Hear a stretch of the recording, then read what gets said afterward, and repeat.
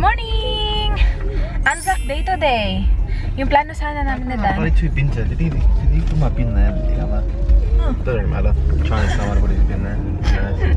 May 2 bin sa labas ng bahay namin. Tas, may 3 bin. 2 lang naman yung bin namin. So, hindi namin alam kung kanino ang isang bin yan. Anyway, Anzac day today. Pupunta sana kami dun sa, what do you call that, babe? Service? What's going on there? They got pipes. Pipes? Service, babe? You call it service? The one that we're supposed to go today? Yeah, we didn't. But it's called service, right? Yeah, Anzac Day service.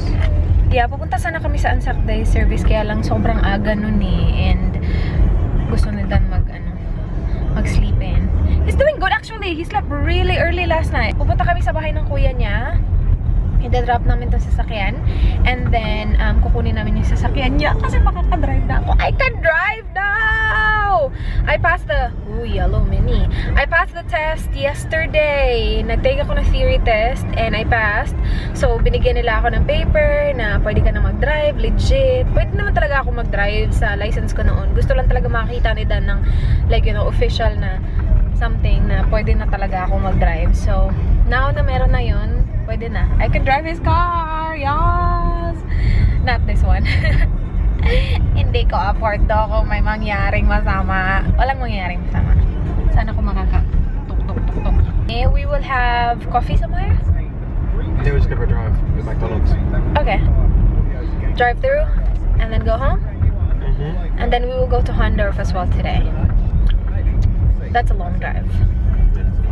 That is a long drive. And it's gonna rain there as well, so good luck. What can I do here?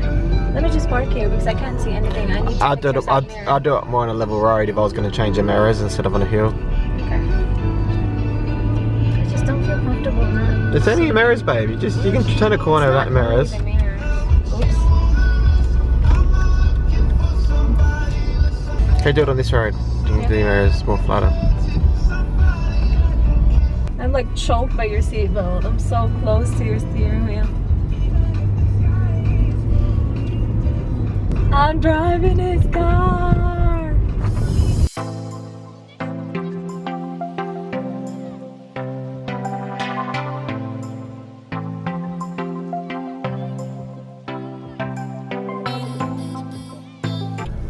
What? How much petrol? I don't know where your petrol is. It's on there. Yeah, we're fine. Almost E. No, a quarter we're at. Yeah. Are you still filming me? We're going to the city! Try not to kill us.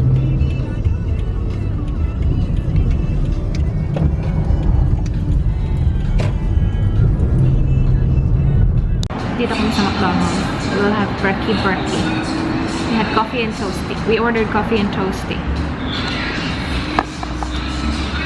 How was my driving? Can you see my hair? How was my driving? Shit. Bad. Hello, we're going to Hondorf. You don't go right there. I'll be driving. First long drive. I don't. Why do you have a different key? Should be here. I don't know where the keys are. Is it in my bag? What you brought? I don't know. You had last. I think I gave it to you. No. Is it in the living room? I think it's there. Ay. Kasama namin yung kambal ni Dan, at saka yung asawa niya, at saka yung baby nila. So, pupunta kami doon. Ang tawag namin sa kanila, the model couple. Kasi ang ganda at saka ang gwapo. Tapos, fit pa silang dalawa. Nag-workout sila. Cute ng baby nila. Do you want a pillow to sit on? Yeah, grab a pillow. Kuha sila ng pillow. I'm bringing this kasi magiging malamig doon.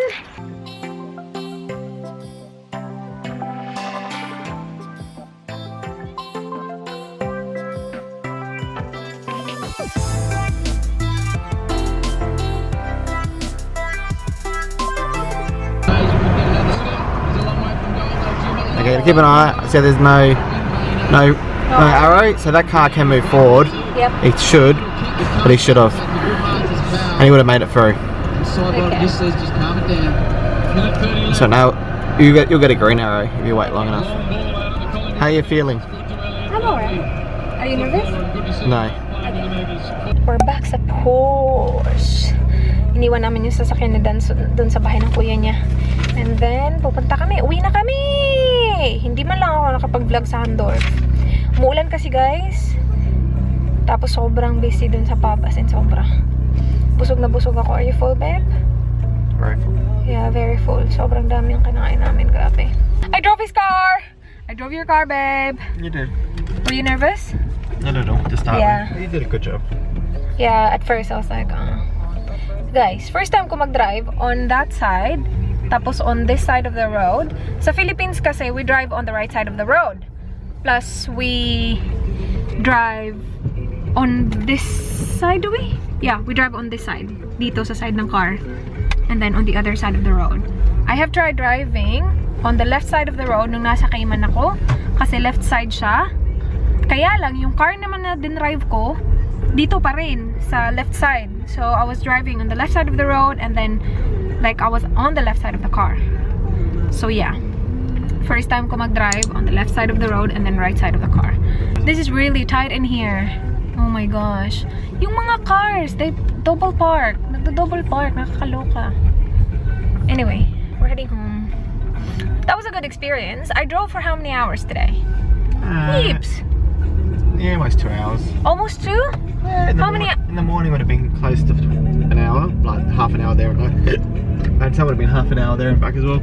Oh, was At it least that just would have been half an hour? It would have been 2 hours all up. Yeah, it would have been Yeah, maybe 2 hours and 30 minutes. Yeah, around that. I'm not driving tomorrow because we're taking this car papunta sa work and on the way back. But You drive on the weekend. yeah, I can drive on the weekend using his car again. And yeah, ang hirap lang kasi yung car ni Dan, I'm too low, so I actually use 2 pillows. Did you vlog that? I use 2 pillows. Isang pillow sa seat, sa ano talaga, sa base ng seat, tapos isa sa likod. Yun, kailangan ko mag-pillow. Nakakaloka. Kasi kailangan ko makita yung harap. Kapag hindi mo nakita yung harap, parang it's really weird driving. Anyway, we're good. I survived. We survived. Kailangan ko lang, I need to watch my speed. Right, babe? Yeah. Yeah, kasi minsan I don't notice that I'm going too fast. I was going 110 on a 90 road. That is dangerous. You can't do that. Kasi sa Philippines, we don't have speed tickets. So parang hindi ako nagfo-focus masyado sa speed. Like as long as okay, sa feeling ko yung speed ko okay lang. Pero dito kasi may speed limit sila everywhere. Kailangan mo talagang sundin yung speed limit kasi kapag na-catch ka ng camera, makaka-fine ka. At least $400. How much is it in pesos? Shoot, $400 would be like 15,000. Ang mahal ng speed ticket dito kaya kailangan kong i-watch yung speed ko. Kasi minsan hindi ko talaga napapansin. Buti na lang si Dad, like, you're going too fast, you're going too fast. Hindi pa ako confident mag-drive na ako lang mag-isa. Well, I can't drive alone anyway, kasi lagi naman kami kasama. But, yeah. It's good though. It feels nice. I wasn't like too nervous. Pero I'm not ready to take the practical exam yet. Because I'm pretty sure I will fail. He is my instructor. How would you grade me? Out of what, 10 or? How do they grade you here? I don't know, you can do. For driving? I don't know. It's Pass or fail? Pass or fail. There's no- I failed, right? I If it failed. was a test, you would have failed. Definitely. Yeah, for sure. Kasi ang dami kong nag-speed ako. And then, isa pa, the car that I drive in the Philippines, iba yung kung nasan yung para signal at saka iba din yung para sa wiper. So kung kapag nag-signal ako, napapunta ako ng right at saka left yung wiper na ano ko. Yun, fail na agad talaga. Kailangan mo talaga mag-indicate. Fail na yun. Fail talaga ako today. Wala na. Oh, sorry. Remote. I'm failing sa wife as well.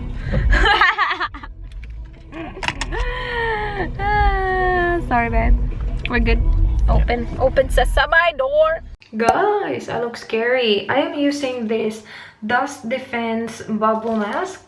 Ito yung tsura niya. It's from Skin. It's black. It was black and now na-cover siya ng mga bubbles. So it's bubbling. Like, look at. See? Di ba meron nung Miss Piggy na nalalagay mo siya sa mukha mo tapos as in nagbabubble up talaga siya. But this one is a mask and it's so interesting. sobrang tagal ko na ito gusto gamitin, kaya lang hinihintay ko na nag-vlog ako. And yeah, timing na magmamasa ako today and vlogging. So, yun. Bubble siya. Hindi ko alam kung nagbabubble siya sa ilalim or sa ano lang siya. Oops. May mga bubbles tayo dyan. Hindi ko alam kung nagbabubble siya sa ilalim or sa ano lang siya, sa labas. But I can hear it. Parang nagka-crackle ng konti. Can you hear? Siguro magto-toner ako after nito, or siguro I need to wash my face. Like, I don't know kung ano mangyayari sa kanya after. But, yeah. Yung lashes ko, guys, konti na lang yung natira. It doesn't look as bad, pero gusto ko mawala na sila lahat. Kaya lang, hindi siya magiging maganda. Kasi it will slowly, like, you know, fall off. So, hindi sila mag-fall off sila lahat. Kasi kapag gano'n, wala na makakalbo na ako. I think, as in, magbabubble talaga siya. Like, kakapal talaga siya. Hindi ko alam. Tingnan natin mamaya. I'll give back to you guys later kung as in, kakapal talaga siya. I'll show you.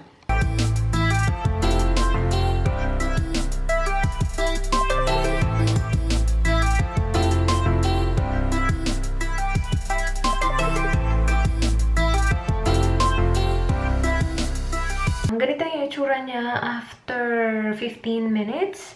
And tingnan nyo. Malalim siya. It's actually bubbling up sa ilalim as well. Like it. See? So yeah. Napaka-interesting lang yung tingnan. I actually really enjoy it. Okay, tatanggalin ko na siya. And then, looks like I have to wash my face kasi maging bubbly siya. But we'll see. Oh, okay. Okay. It feels really nice and cooling. Ayoko lang na nag-wash kasi nag-wash na ako ng mukha ko kanina. Nung tinanggal ko yung makeup ko, tapos ngayon, wash na naman.